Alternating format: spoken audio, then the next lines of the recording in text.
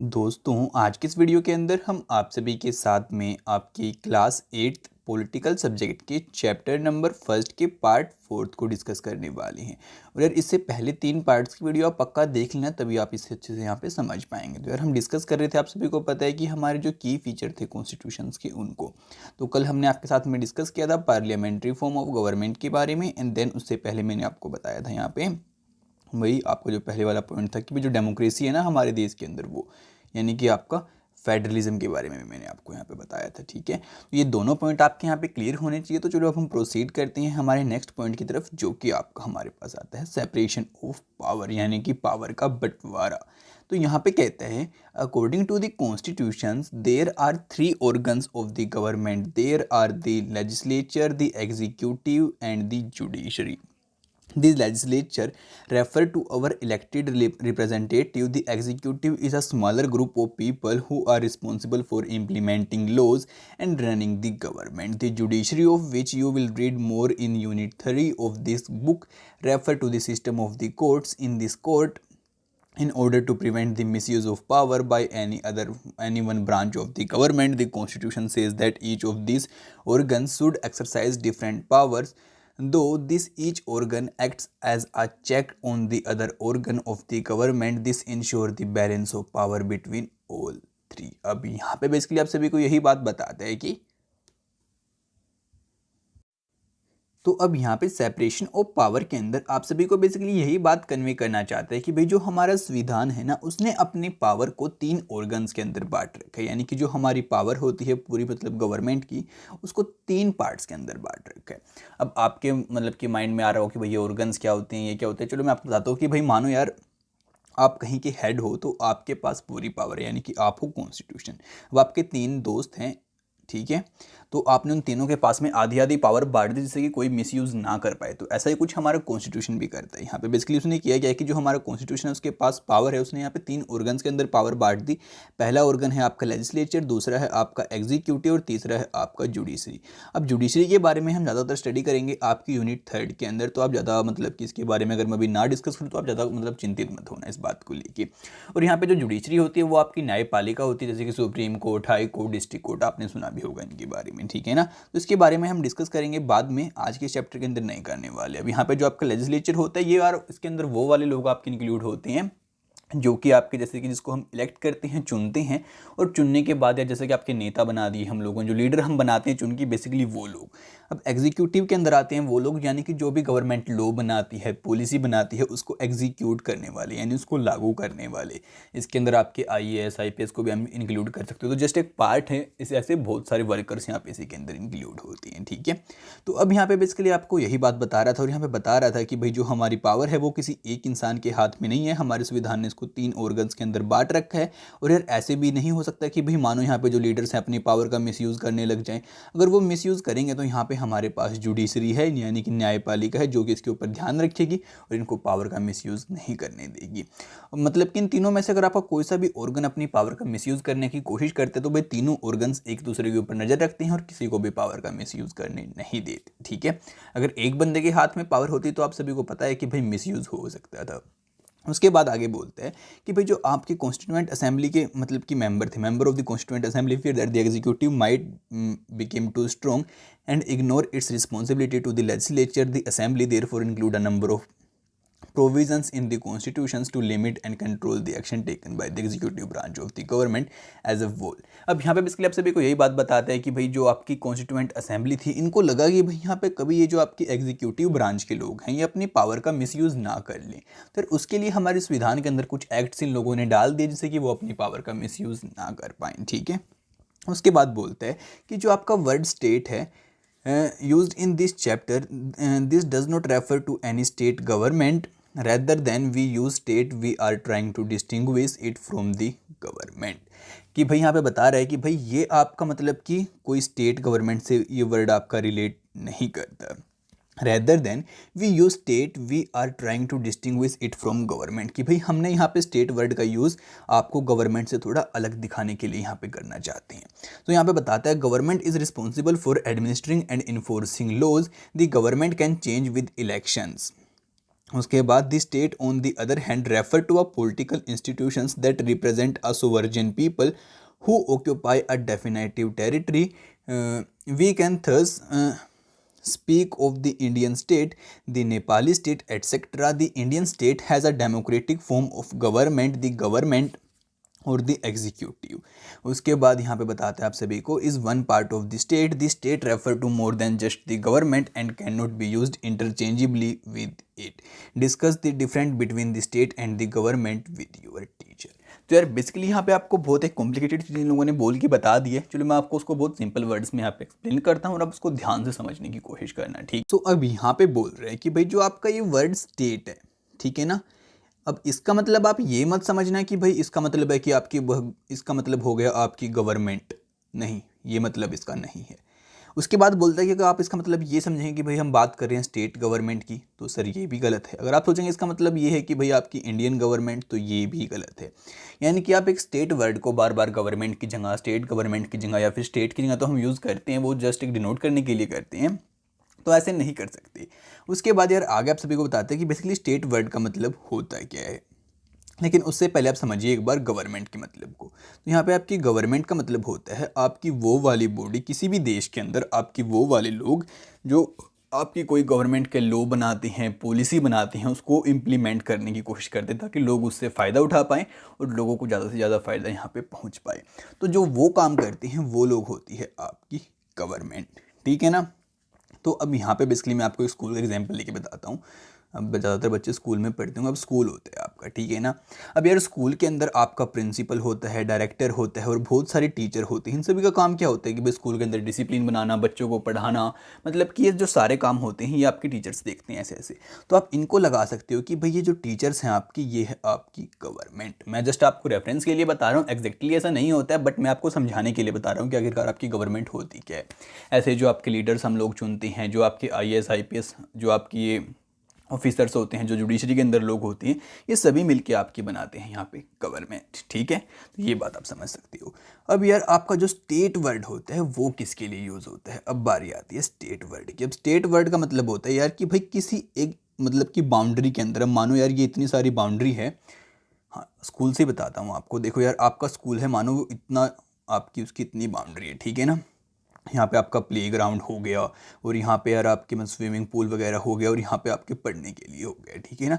तो आपका ये स्कूल है और स्कूल की कुछ बाउंड्री है, आपको पता है भाई ये मेरे स्कूल की बाउंड्री है। तो यार इसके अंदर मतलब कि जिस भी धर्म के लोग रहते हैं, जैसे भी आपके बच्चे पढ़ते हैं, कुछ नालायक हैं, कुछ होशियार हैं, इसके अंदर गवर्नमेंट भी है आपके साथ में। यार जो आपके पीएन वगैरह काम करते हैं वो भी हैं, पियोन भी होते हैं आपके, जो आपके गार्डन के अंदर काम करते हैं गार्डनर, वो भी आपको देखने को मिलेंगे, आपका कोच भी होगा, आप लोग खुद भी होंगे। तो ये जो सारी चीज़ें हैं ना, इनको हम इकट्ठा बोलते हैं आपका state. So that's it, clear. तो ऐसा ही होता है यार, जैसे कि आपकी इंडिया है। अब हमारी इंडिया आप सभी को पता है कि भाई एक बहुत बड़ी कंट्री है, तो आपकी इंडिया है, तो ये बाउंड्री होगी ना हमारी इंडिया की, जो भी लोग इसके अंदर रहते हैं, यानी कि जो भी कुछ इसके अंदर है वो सभी हमारा स्टेट कहलाएगा। मेन मुद्दे की बात ये है। और ऐसा ही कुछ होता है आपकी नेपाली स्टेट अगर हम बोलते हैं तो, यानी कि पूरा नेपाल। आपकी इंडियन स्टेट बोलते हैं तो पूरा इंडिया। तो बेसिकली यही बात करना चाहता है। लेकिन फिर भी अगर आपके कुछ डाउट रहते हैं तो आप मेरे साथ में इंस्टाग्राम में शेयर कर सकते हो, जैसा आपको ठीक लगे। अगर यहाँ पे आपको ठीक लगता है तो अपने टीचर से डिस्कस कर सकते हो, अपने पेरेंट्स से पूछ सकते हो, ठीक है। तो चलो यार, एक साथ आपको आगे बताते हैं अब फंडामेंटल राइट्स के बारे में। आगे बोलता है, this section on fundamental rights has often been referred to as the conscience of the Indian Constitution. Colonial rule had created a certain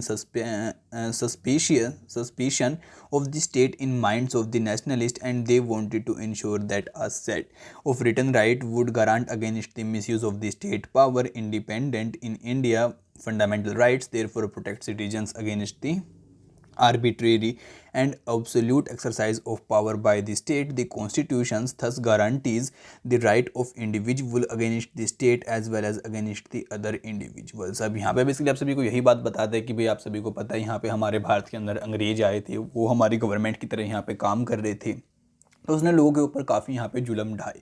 तो यार जब हमारा यहाँ पे संविधान लिखा गया तो लोगों ने इस बात का ध्यान रखा कि भाई हम कुछ ऐसी फंडामेंटल राइट्स थे, यानी कि जो मौलिक अधिकार होते हैं, बहुत ज़रूरी ज़रूरतें, जो लोगों के लिए मतलब कि बहुत ज़रूरी अधिकार होते हैं, वो हम उनको दें। यानी कि भाई जो आपकी स्टेट है या फिर जो भी आपकी यार गवर्नमेंट है, वो कभी भी इन पावर्स को नहीं छीन सकती किसी भी सिटीजन से, और हमेशा इन पावर्स के लिए वो उसको बचाएगी भी, ठीक है। तो बेसिकली ये कुछ बात थी। फिर यहाँ पे बताता है दी fundamental rights in the Indian constitutions include, कि भाई अब फंडामेंटल राइट्स आपके आखिरकार कौन से होते हैं। तो चलो इसको भी डिस्कस करते हैं। तो सबसे पहले आता है आपका राइट टू इक्वेलिटी, यानी कि समानता का अधिकार। All persons are equally before the law, this mean that all the persons shall be equally protected by the laws of the country. It also state that no citizens can be discriminated against on the basis of their religion, caste or sex. Every person has access to all public places including the playground, hostel, shop, etc. The state cannot discriminate against anyone in matters of employment, but there are exceptions to this that you will read about later in this book. The practice of untouchability has also been abolished. अब यहाँ पे आप सभी को basically यही बात बताते हैं कि भाई जो आपका राइट टू इक्वालिटी है, इसके अंदर हमारा जो संविधान होता है हमें ये राइट देता है कि भाई हम सभी लोग इक्वल हैं। यानी कि यार ऐसा नहीं हो सकता कि भाई जो आपकी गवर्नमेंट है कोई लॉ बनाए और वो किसी स्पेशल लोगों के लिए बना दे और भाई बाकी लोगों को उस लॉ को ना मतलब कि उसका फ़ायदा उठाने दे। साथ में यार मतलब कि अगर आप मान लो इस धर्म के लोग हो, कोई दूसरी जो आपके लोग हैं वो दूसरे धर्म के हैं, तो आप दोनों के बीच में कोई भी भेदभाव नहीं कर सकता। यानी कि आप किसी भी धर्म के मंदिर में भी जा सकते हैं, आप कहीं भी जा सकते हैं, किसी भी पब्लिक प्लेस के ऊपर आप जा सकते हैं, सिवाय किसी के घर की। यार वो तो उसकी प्राइवेट प्रॉपर्टी होती है ना। यानी कि मतलब कि मैं बात कर रहा हूँ पब्लिक प्रॉपर्टी की। आप किसी भी पब्लिक प्रॉपर्टी के ऊपर जा सकते हो, आपको कोई भी वहाँ पर जाने से नहीं रोक सकता। हमारा संविधान हमें राइट टू इक्वालिटी यहाँ पे देता है और यहाँ पे बताता है कि भाई कुछ एक सर्टेन कंडीशंस के अंदर हम आपकी जो राइट टू इक्वालिटी है आपकी जो गवर्नमेंट है उसको ले सकते हैं, लेकिन वो भी बहुत थोड़े टाइम के लिए। उसके बारे में हम आपका आगे चल के जानने वाले हैं, ठीक है। सो क्लियर हो चुका होगा मेरे ख्याल से आप सभी को। फिर बारी आती है राइट टू फ्रीडम की, यानी कि आज़ादी का अधिकार। यहाँ पे कहते हैं this include the right to freedom of speech and expressions, the right to form associations, the right to move freely and reside in any part of the country, and that the right to practice any professions, occupation or business। अब यहाँ पे आप सभी को कहते हैं कि भाई हमारे पास दूसरा अधिकार है, हमारी आज़ादी का अधिकार, यानी कि हम अपने कोई भी विचार, जो भी हमारी मतलब की बातें, हम खुल के उनको एक्सप्रेस कर सकते हैं, कोई हमें नहीं रोक सकता। साथ में यार हम एसोसिएशंस बना सकते हैं, यानी कि हम ग्रुप बना सकते हैं, अच्छे कामों के लिए, बुरे कामों के लिए नहीं।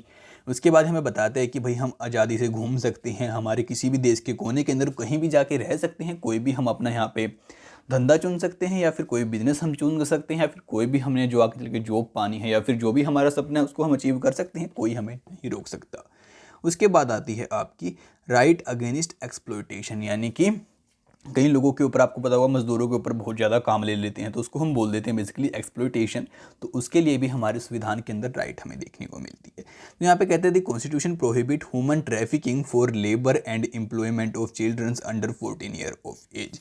यानी कि जो हमारा संविधान है यहाँ पे जो लोगों को काम करते हैं ना, बहुत जगह से भाई कहीं पे सस्ते मजदूर लोगों को मिल गए तो वहाँ से उठा लाते हैं, अपने यहाँ पे लाकर ज़बरदस्ती काम कराते हैं, तो ऐसा हम नहीं कर सकते। और जो 14 साल के कम एज के बच्चे हैं उनसे भी काम हम यहाँ पे नहीं ले सकते। उसके बाद यह राइट आती है आपकी फोर्थ, जो कहती है right to freedom of religion, यानी कि हम कोई भी धर्म यहाँ पे अपना सकते हैं, हमारे पास सभी धर्म अपनाने के यहाँ पे अधिकार हैं। Religion freedom is provided to all citizens, every person has the right to practise profess and propagate the religion of their choice. यानी कि कोई भी व्यक्ति किसी भी धर्म का, अपने धर्म का प्रचार आराम से कर सकता है, या फिर कोई भी धर्म कोई भी इंसान अपना सकता है, कोई उसको नहीं रोक सकता।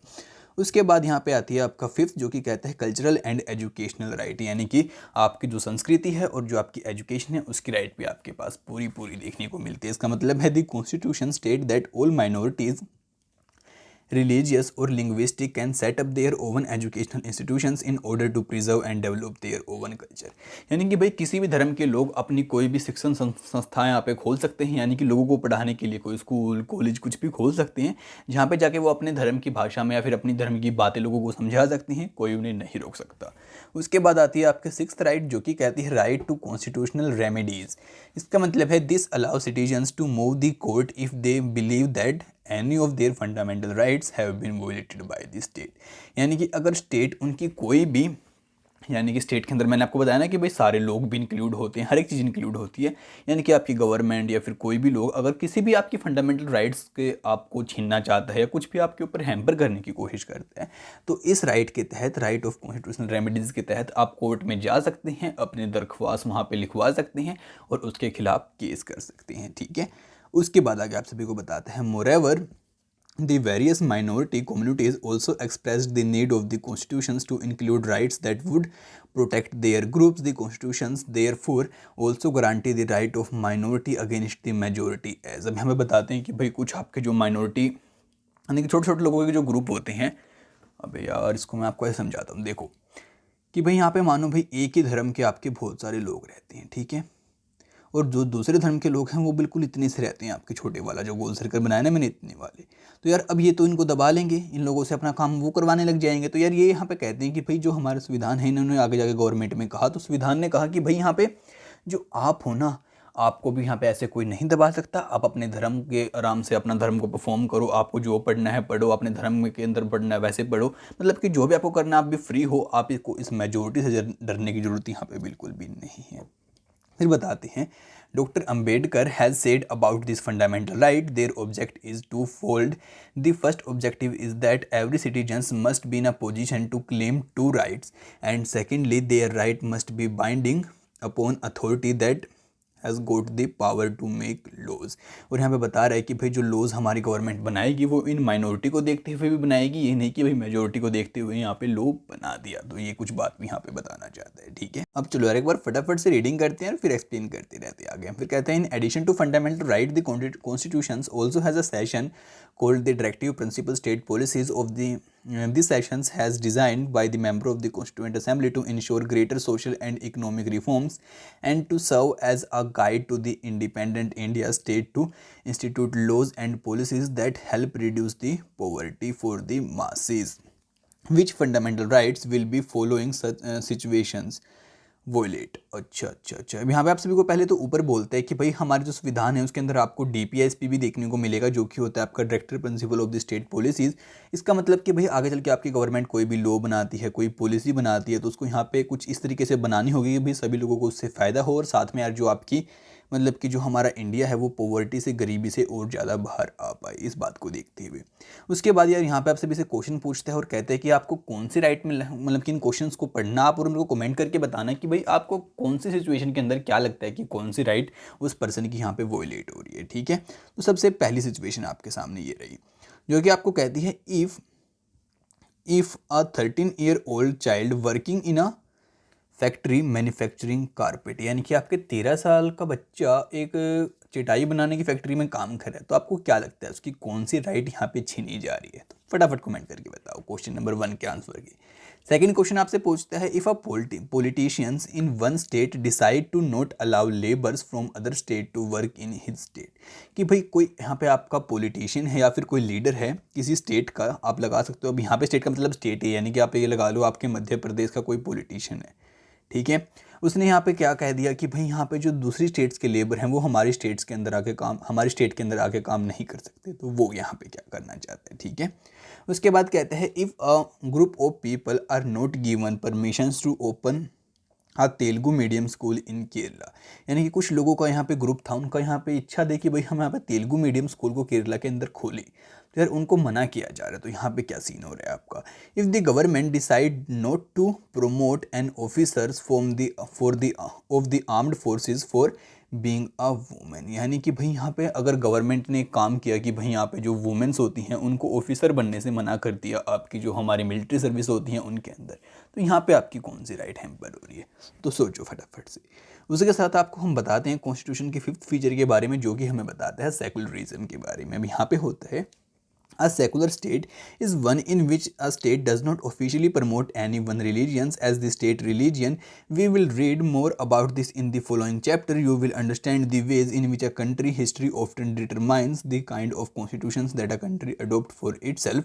The constitutions play a crucial role in laying out the ideals that we would like all citizens of the country to adhere to, including the representative that we elect to rule us. Just like in the game of football, a change of constitutive rules will affect the game. Indian constitutions has been amended over the years to reflect new concerns of the polity. Often a major change in the constitution means a change in the fundamental nature of the country. We saw this in the case of Nepal and how it need to adopt a new constitutions after it became a democracy. अब यार यहाँ पे basically आप सभी को यही बातें बताना चाहते हैं कि भाई देखो जो आपकी सेकुलरिज्म होती है इसके बारे में हम आपका आगे से चल के स्टडी करने वाले हैं आपके चैप्टर्स के अंदर। बेसिकली अगर आपको मैं मोटे मोटे तौर पे बताऊं तो इसका मतलब यही होता है कि भाई कि आपकी जो स्टेट है या फिर आपकी जो गवर्नमेंट है उसके पास उसका कोई एक धर्म यहाँ पे फिक्स नहीं है। वो ना ही किसी धर्म को प्रमोट करती है ना ही किसी धर्म को नीचे गिराती है। वो सभी धर्म को समान नज़र से यहाँ पे देखती है। उसके बाद में यहाँ पे आपको आगे बताते हैं कि भाई आपका जो अब आपने इतना कुछ यहाँ पे स्टडी किया हमारे संविधान के बारे में इस चैप्टर के अंदर, इतने सारे यहाँ पे उसकी फीचर्स के बारे में जाना, तो आपको ये बात ज़रूर समझ में आई होगी भाई अगर किसी भी देश का कोई भी संविधान बनता है तो उसके पीछे हिस्ट्री रहती है। उस हिस्ट्री के अंदर वो देखते हैं कि भाई लोगों ने क्या कुछ यहाँ पे दुख झेले हैं, क्या कुछ उनके साथ में सीन हुआ है, उसके बेस पे वो संविधान को बना देती हैं। और उसके बाद यार उसके कुछ फीचर्स होते हैं जो कि जैसे कि हमारे कॉन्स्टिट्यूशन के अंदर भी हमने स्टडी किए, उनके बेस पे हमें पता लगता है कि भाई आखिर किस टाइप की कंट्री आपकी इंडिया यहाँ पे होने वाली है। और यार उसको ये बात जानने के बाद अब आगे चल के आपको पता है कि भाई हमारा जो टाइम है बदलता रहता है, तो आगे चल के और भी बहुत सारे बदलाव आते हैं हमारे पॉलिटिकल सिस्टम के अंदर। तो उनको देखते हुए जो हमारा संविधान है उसको हम अमेंड कर देते हैं, यानी कि उसके अंदर संशोधन कर देते हैं, जिससे कि यार जो आपका गलत एक्ट होता है उसको हम सुधार देते हैं, या फिर जो पहले से थोड़ा बहुत ठीक होता है उसको हम और कहीं ज़्यादा ठीक कर देते हैं। तो ये कुछ सीन होता है। अगर कोई एक्ट वहाँ पे नहीं होता और अब उसको लेकर यहाँ पे सीन आपके हो रहे हैं तो यार उसको हम वहाँ पे ऐड भी कर सकते हैं।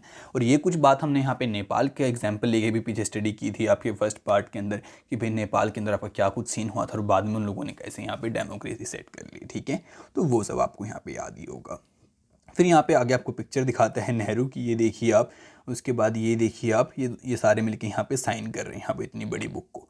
अब ये बेसिकली साइन कर रहे हैं आपके कॉन्स्टिट्यूशन को, यानी कि पूरा कंप्लीट होने की। अब यहाँ पे कहते हैं the above photo show various member of the constituent assembly signing a copy of the constitution as a final session on 24 January 1950. This first photo shows Prime Minister Pandit Jawaharlal Nehru signing. Second photo is Dr. Rajendra Prasad, President of the Constituent Assembly. The last photo shows the following persons from the right left: Sri Jairam Das, Daulat Ram minister for the food and agriculture, Rajkumari Amrit Kaur, उसके बाद health minister doctor John Mathai, finance minister Sardar Vallabh Bhai Patel, deputy prime minister and behind him Shri Jagjivan Ram labour minister. अब यहाँ पे आप सभी को basically यही बात बताते हैं कि भाई आप इन पिक्चर्स को देखो। यहाँ पे आपको नेहरू जी साइन करते हुए दिखाई देंगे, उसके बाद यहाँ पे आप देखोगे राजेंद्र प्रसाद दिखाई देंगे, और यहाँ पे भी आपको बाकी सारे आपके लीडर्स साइन करते हुए दिखाई देंगे। ये जब आपका संविधान बन के तैयार हो चुका था उसके बाद यहाँ पे इस डॉक्यूमेंट के ऊपर साइन कर रहे थे कि भाई हम सभी ने इसको मिलकर बनाया, काफ़ी ज़्यादा अच्छी आपकी डॉक्यूमेंट रहने वाली है। और बाकी जो लोग थे उनके नेम भी आपको यहाँ पे दे रखे हैं, तो आप उनको पढ़ सकते हैं, याद कर सकते हैं, इन फोटोज़ को देख सकते हैं। उसी के साथ आपको आगे कहते हैं the different features of the Indian constitutions outlined above involved the completed ideas that are often not easy to grasp. Don't worry too much about this for the moment. In the rest of the book as well as in your higher classes you will read more about these different features of the Indian constitutions and understand more substantively what that means. The constitutions also mention fundamental duties. Find out with the help of your teacher what these include and why it is important for the citizens in a democracy to observe their. उसके बाद यहाँ पे basically आप सभी को बताता है illustrate each of 11 fundamental duties with drawing pictures poems और songs and discuss in them in classroom. अब यार यहाँ पे बेसिकली आप सभी को यही बात बताना चाहते हैं कि भाई देखो यार इस चैप्टर के अंदर हमने आपकी पूरी पॉलिटिकल का ओवरव्यू ले लिया, तो आपको काफ़ी सारी बातें यहाँ पे क्लियर हुई होगी। और ये मैंने आपको फर्स्ट पार्ट के अंदर बोला भी था कि भाई आप इसको ध्यान से सुनना, पार्ट थोड़े लंबे होंगे, छोटे होंगे, और मैं आपको ध्यान से समझाऊंगा, हर एक बात को सुनना, हर एक पॉइंट को सुनना, जिससे कि आपको पॉलिटिक्स के अंदर आगे चल के कोई दिक्कत ना आए। उसके बाद यहाँ पे आपको बोलता है कि भाई यार हमने यहाँ पे स्टडी किया आपकी फंडामेंटल राइट्स के बारे में भी, फीचर्स के बारे में भी, संविधान के बारे में भी, आपके जो आगे चैप्टर्स आने वाले हैं इनके बारे में हम इन चीज़ों को डिटेल में स्टडी करेंगे। जो आपको अगर आप बड़ी क्लासेस के अंदर जाओगे तो वहाँ पे भी हम इन चीज़ों को डिटेल के अंदर स्टडी करने वाले हैं। साथ में कहता है कि भाई अपने टीचर की, अपने पेरेंट्स की हेल्प से आप फंडामेंटल जो आपकी ड्यूटीज़ होती हैं उनके बारे में जानने की कोशिश करो। फिर उनको आप मतलब कि बना के बताओ चार्ट पे या फिर कमेंट्स के अंदर मेरे को अच्छे तरीके से, ताकि मैं देख पाऊँ कि बच्चों को यहाँ पर सही में उन्होंने पूछा है नहीं पूछा है। ये आपकी यार असाइनमेंट है, आपको करनी है घर से, ठीक है। या फिर आप मेरे पास इंस्टाग्राम पर भी उसको सेंड कर सकते हो। तो यार आज के पार्ट के अंदर इतना तो क्या ही रखेंगे, अगर तो हमारा चैप्टर मेरे ख्याल से फिनिश हो जाता है तो नेक्स्ट चैप्टर की वीडियो आप सभी को बहुत जल्दी देखने को मिलेगी। तो उसको सबसे पहले देखने के लिए चैनल को सब्सक्राइब करना बिल्कुल भी मत भूलना, साथ ही बेल नोटिफिकेशन को भी ऑल पे सेट कर लेना। अगर आपको वीडियो अच्छी लगे तो उसको अपने फ्रेंड्स के साथ में शेयर करना बिल्कुल भी मत भूलना, जिससे कि उनकी भी हेल्प हो पाए और उन्हें भी नॉलेज मिल पाए। ठीक है, तो आपसे मिलते हैं अगली वीडियो में बहुत जल्दी। तब तक के लिए माय फ्रेंड्स, बाय बाय।